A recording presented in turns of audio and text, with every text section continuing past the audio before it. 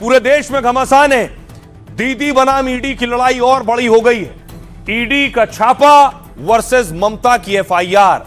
बंगाल में चुनाव है और चुनाव से पहले ईडी के छापे ने और सियासत तेज कर दी है और दीदी को भी रेड पॉलिटिक्स के नाम पर सड़क पर उतरने का मौका मिल गया। अगली तस्वीर देखिए। आज ममता बनर्जी सड़कों पर थी, खुद प्रदर्शन कर रही थी, पदयात्रा कर रही थी। ईडी के खिलाफ ममता का प्रोटेस्ट था ये।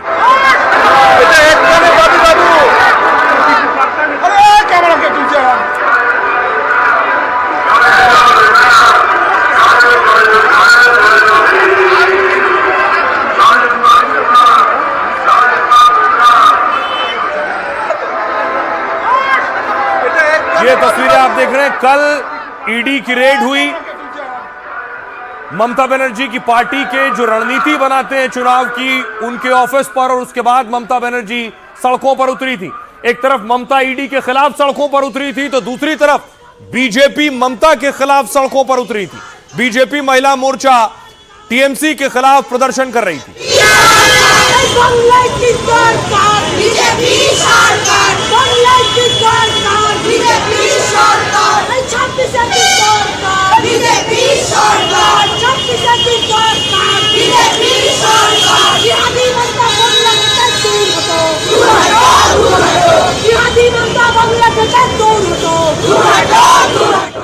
लेकिन ये जंग यही नहीं रुकने वाली थी। गृह मंत्री अमित शाह के घर पर टीएमसी के सांसद पहुंच गए।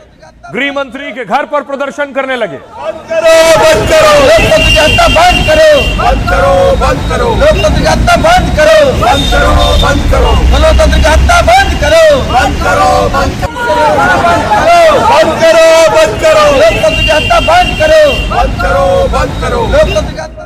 जब ममता के सांसद गृह मंत्री अमित शाह के घर पहुंच गए तो फिर पुलिस ने उन्हें उठाया, वहां से खींच के हिरासत में लिया है पुलिस ने।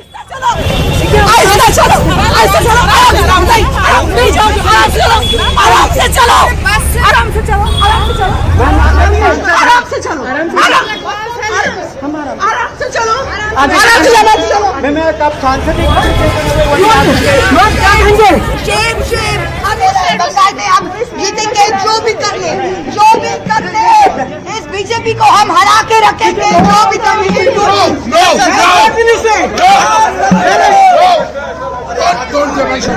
ये मत करो, ये मत करो, ये देखो, ये देखो क्या हो रहा है। आहिस्ता चलो, आहिस्ता चलो, आहिस्ता चलो, आराम से चलो।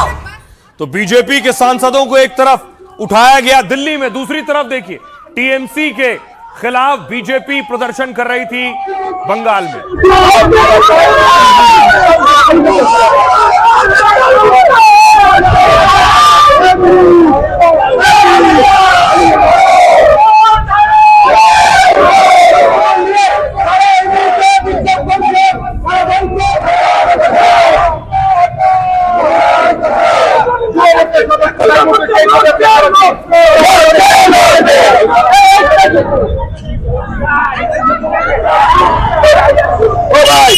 और दूसरी तरफ दिल्ली में घमासान मचा हुआ था। ममता बनर्जी की तैयारी थी कि बंगाल से दिल्ली तक वो प्रदर्शन करें। उनके सांसदों को उसके बाद बस में डिटेन किया गया, हिरासत में लिया गया।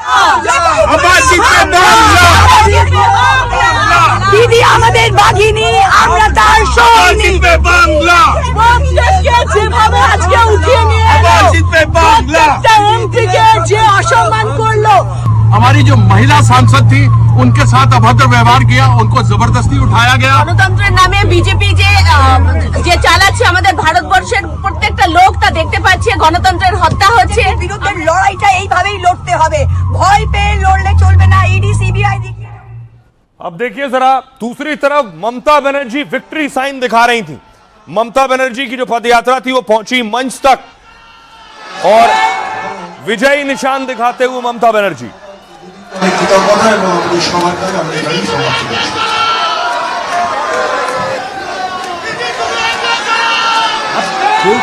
सरकारी काम काज में आप मुदाखलत नहीं कर सकते, गैर कानूनी है। यह अपराध भी है, it is a penal offence. Trinamool Congress का क्या रिश्ता है कि ममता बनर्जी भ्रष्टाचारियों को बचा रही है? वो किसको प्रोटेक्ट करना चाहते हैं? हम मांग कर रहे हैं ममता बनर्जी को तुरंत गिरफ्तार करके हिरासत में लेना चाहिए। बात का बतंगड़ बन गया और तिल का ताड़ हो गया। ममता बनर्जी ने दिल्ली से कोलकाता तक मोर्चेबंदी की तो बीजेपी ने भी जबरदस्त घेराबंदी कर डाली। बात बस इतनी थी कि कोलकाता में ईडी अपना काम कर रही थी, कोयला घोटाले के तार ढूंढ रही थी, लेकिन दीदी ने जांच एजेंसी के काम को सियासी चाशनी में मिलाकर सौंदेश बना डाला। सब भांडा फोड़ दूंगी। एफआईआर करवाना पड़ रहा है और बीजेपी ईडी के साथ ममतागिरी को संविधान पर हमला बता रही है। ममता बनर्जी, राजीव कुमार और जो इंटरफेयर किया उनके खिलाफ भी कार्रवाई होगी। ये मामला यहां रुकने वाला नहीं है। जो कुछ हुआ कल दफ्तर में आईपैक के, किस तरह से फाइल लेकर छीन कर बाहर चले गए जब ईडी की रेड चल रही थी, वो तस्वीरें देखिए।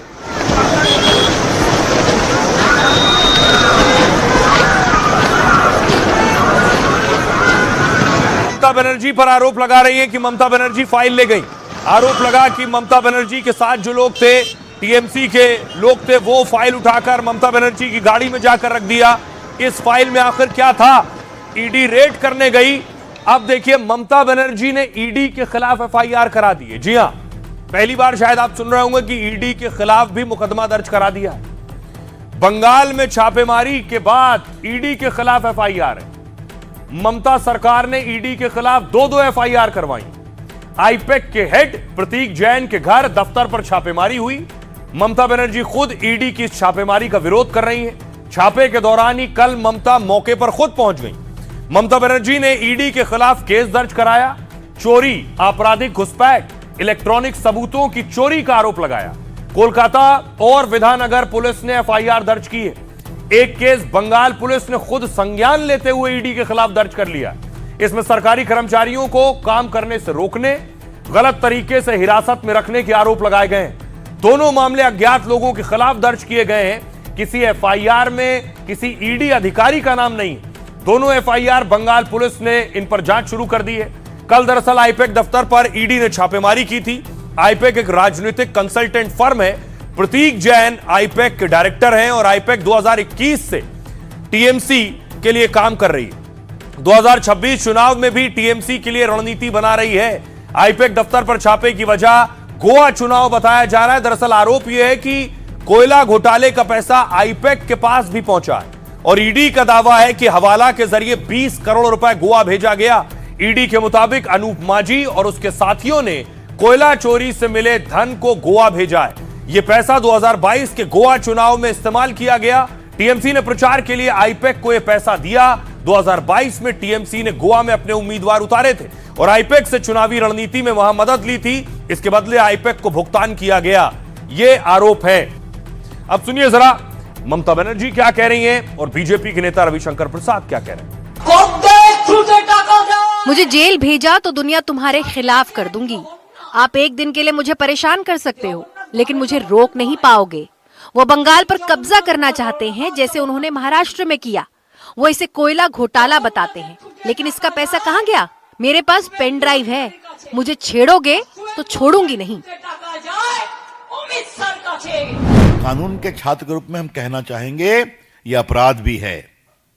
It is a penal offence कि जहां भ्रष्टाचार के खिलाफ जांच चल रही है वहां जाके जांच को रोकना और फाइल को छीन करके बाहर निकलना। Mamata ji is guilty of serious penal offences. बड़े आपराधिक कानून से उनका वो अब उसके अभियुक्त बनना चाहिए। अब मामला आज कोर्ट में सबों ने गए हैं, बातें चलेंगी। ममता बनर्जी इस मुद्दे को बड़ा करेंगी ही करेंगी, क्योंकि बंगाल में चुनाव है। ममता बनर्जी इस मुद्दे को चुनावी मुद्दा भी बनाएंगी। तो ये देखिए जरा, ममता बनर्जी ने उसकी शुरुआत कर दी है। ममता बनर्जी आज सड़क पर थी, बच्चे आए, ममता बनर्जी को फूल दिया उन्होंने।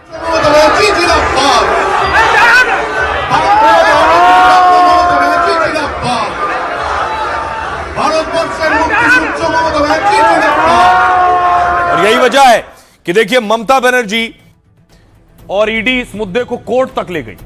आज कैलकाटा हाईकोर्ट में इस मामले पर सुनवाई हुई। ईडी की रेड में कैसे ममता बनर्जी आई और फाइल लेकर गई, जरा कोर्ट में क्या हुआ। ईडी की याचिका पर कलकत्ता हाईकोर्ट में सुनवाई हुई। प्रतीक जैन के घर छापेमारी के बाद ईडी ने याचिका दी थी। ममता के मौके पर आने और फाइल ले जाने का विरोध किया गया। याचिका में तलाशी के दौरान दखलंदाजी का आरोप लगाया गया। सीएम और बंगाल पुलिस पर हिंसक रूप से बाधा डालने का आरोप लगाया। पुलिस के मदद से अधिकारियों से डिजिटल सबूत और दस्तावेज छीने। ईडी के अधिकारियों को परिसर से बाहर निकलने से रोका गया। यह आरोप ईडी ने लगाया कोर्ट में। उन्हें गलत तरीके से बंधक बनाकर रखा। याचिका में पंच गवाहों को डराने धमकाने का आरोप लगाया गया। उनसे झूठे बयानों पर हस्ताक्षर करवाए गए। ईडी ने याचिका में ममता बनर्जी के खिलाफ सीबीआई जांच की भी मांग कर दी है। ईडी ने मामले की अर्जेंट सुनवाई की मांग की थी। ईडी की याचिका के बाद आईपैक की तरफ से भी एक याचिका लगा दी गई। इसमें ईडी की छापेमारी को गलत ठहराया गया। हाईकोर्ट में सुनवाई के दौरान भारी भीड़ जमा थी। जस्टिस सुभ्रा घोष इस मामले की सुनवाई कर रही थी।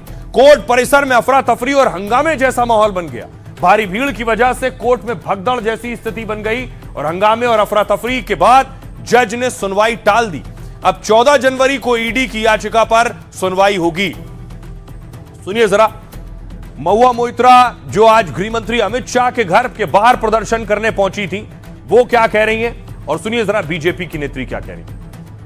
ईडी कार्रवाई नहीं कर रही है। ईडी इलीगली चोरी कर रही है। ईडी कोई कार्रवाई नहीं कर रही है, क्योंकि अगर कोई 7 साल पुराना कोई कोयला का स्कैम हो तो ये 7 साल सडनली बंगाल इलेक्शन के 1 महीना पहले वो जाग उठा, उनको कार्रवाई का सोच याद आ गया, तो ये बोलेंगे छापा नहीं, ये डाका डाले ईडी और हमारा सारा इन्फॉर्मेशन ले रहे थे।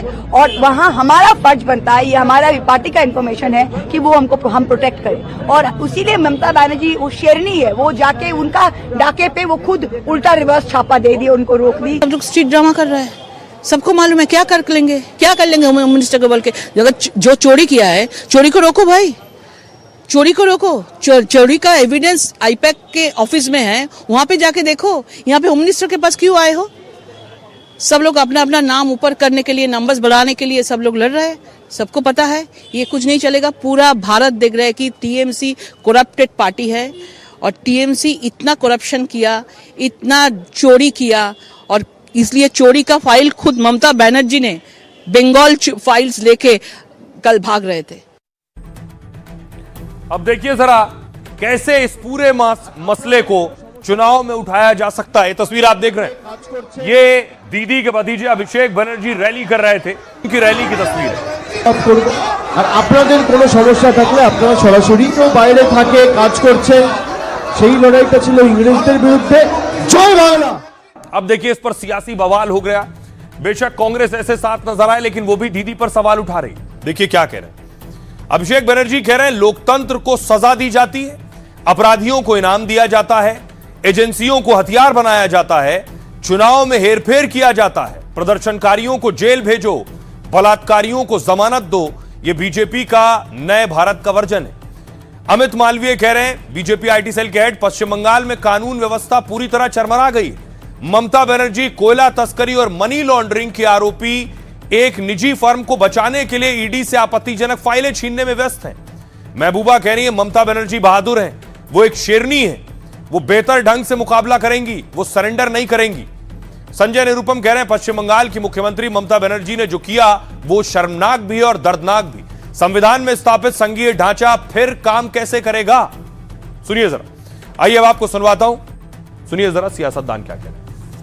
क्या ईडी केवल विशेष रूप से उन विरोधियों के खिलाफ में काम कर रही है जिनके खिलाफ वो जीत नहीं सकती? ये भारतीय जनता पार्टी की हिम्मत नहीं कि वो वहां आकर ममता बंदोपाध्याय के विरुद्ध जीत सके। ममता बनर्जी चोर बोले जोर से वाली कहानी है। उन्होंने साक्ष्य को चुराया है, साक्ष्य को चुरा करके भागा है और उस चोरी को छिपाने के लिए सड़क पर आकर के गुंडागर्दी कर रहे हैं। ममता बनर्जी बहादुर है, वह एक शेरनी है, वह बेहतर ढंग से मुकाबला करेंगी, वो सरेंडर नहीं करेंगी। प्राइवेट कंपनी और तृणमूल कांग्रेस का क्या रिश्ता है कि ममता बनर्जी भ्रष्टाचारियों को बचा रही है, क्योंकि ये जो पूरी कार्रवाई हो रही है ये सिर्फ और सिर्फ पश्चिम बंगाल पे सीमित नहीं है। 4 प्रीमाइसेस दिल्ली के अंदर भी रेड हुए हैं, पर वहां तो आपने नहीं देखा किसी को मार्च करते हुए। आप ममता दीदी के यहाँ आईपैक पे रेड करते हैं, लेकिन जिस मंत्री के घर में, मंत्री है वो मानी, उसके घर में इतनी बड़ी बैग में हार्ड कैश मिला है, उसका एक पुलिस इंक्वायरी भी नहीं है। जो एविडेंस है, जो हार्ड डिस्क है, जो फाइल्स है, उसको छीन ले रहे हैं, तो उसका मतलब क्या है? वो किसको प्रोटेक्ट करना चाहते हैं? Those who are involved in this coal scam and hawala cases, वो उनको ही प्रोटेक्ट करने के लिए ये काम किया। किसी मुख्यमंत्री से ये कोई भी समाज ये प्रत्याशा नहीं करता। अब देखिए, बीजेपी ये कह रही है कि जो हालात है बंगाल में उसमें राष्ट्रपति शासन लगना चाहिए। बीजेपी आज राज्यपाल से भी मिलने पहुंची है। बीजेपी का एक डेलीगेशन पहुंचा राज्यपाल से मिलने के लिए, राज्यपाल से मुलाकात किया है प्रतिनिधिमंडल ने।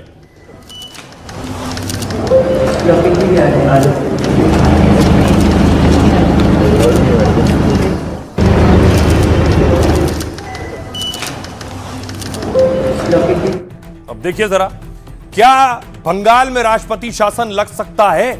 इसकी संभावना है। बीजेपी बेशक मांग कर रही है। बीजेपी ने ममता बनर्जी की गिरफ्तारी तक की मांग कर दी, साथ ही बंगाल में राष्ट्रपति शासन लागू करने की मांग कर दी। बीजेपी के साथ लेफ्ट और कांग्रेस ने भी इसी तरह की मांग की है। बीजेपी के डेलीगेशन ने राज्यपाल से मुलाकात की, ममता पर जांच एजेंसी के काम में बाधा डालने का आरोप लगाया। बीजेपी ने राज्य में तुरंत राष्ट्रपति शासन लागू करने की मांग की है। शुभेंदु अधिकारी का आरोप है ममता ने संवैधानिक संकट पैदा किया। बंगाल में 356 के तहत राष्ट्रपति शासन की मांग तेज हो गई। बंगाल में 1968, 1970, 1971 में राष्ट्रपति शासन लग चुका है। 2011 में ममता की सरकार आने के बाद से ऐसा नहीं हुआ। 2021 में चुनावी हिंसा के बाद राष्ट्रपति शासन की मांग उठी। 356 के तहत केंद्र सरकार किसी राज्य में राष्ट्रपति शासन लगा सकती है। राज्यपाल की रिपोर्ट के आधार पर केंद्र सरकार ऐसा कर सकती है, लेकिन राष्ट्रपति शासन लागू करने का फैसला इतना आसान नहीं। 1994 के बोमई केस में सुप्रीम कोर्ट ने शक्ति पर कड़े प्रतिबंध लगाए। जब राज्य में संवैधानिक व्यवस्था पूरी तरह से टूट जाए तभी किसी राज्य में राष्ट्रपति शासन लगाया जा सकता है। साथ ही केंद्र को संसद में बहुमत से इसे मंजूरी दिलानी होती है। मतलब राज्यपाल की ठोस रिपोर्ट संवैधानिक विफलता के सबूत है। साथ ही इसके लिए संसद की मंजूरी भी लेनी होती है। इसके बाद मामला कोर्ट तक भी पहुंच सकता है। आइए आपको सुनवाता हूं, सुनिए जरा इस मामले पर सियासतदान क्या कह रहे हैं। उनका डॉक्यूमेंट स्नैचिंग करने के लिए घुसा था, स्नैचिंग किया भी, सबका वीडियो, सबका सीसीटीवी और वीडियो फुटेज में आया है। इसके ऊपर सख्त कार्रवाई होना चाहिए और एनफोर्समेंट डायरेक्टरेट एक कानूनी संस्था है, उनकी काम पर जो इंटरफेरेंस किया, इसका कानून ममता बनर्जी, राजीव कुमार और जो इंटरफेयर किया उनके खिलाफ भी कार्रवाई हुई। मुख्यमंत्री अपना पद का दुरुपयोग करके जो फाइल लेके चला गया उसमें सारे तथ्य है।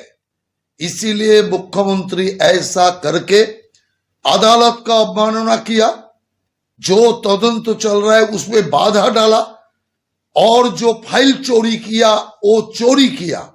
इस सारे जुर्म में मुख्यमंत्री ममता बनर्जी को गिरफ्तार करना चाहिए। इसके अंदर राज क्या है पता नहीं। ममता बनर्जी खुद मुख्यमंत्री होते हुए भी सारे फाइल लेके दौड़ते हैं, पुलिस वाले अपने गाड़ी में सारे लाद करते हैं फाइलों। इसके पीछे राज क्या है, इसको देखना चाहिए। न्यायालय जरूर कुछ न्याय विचार करेगी।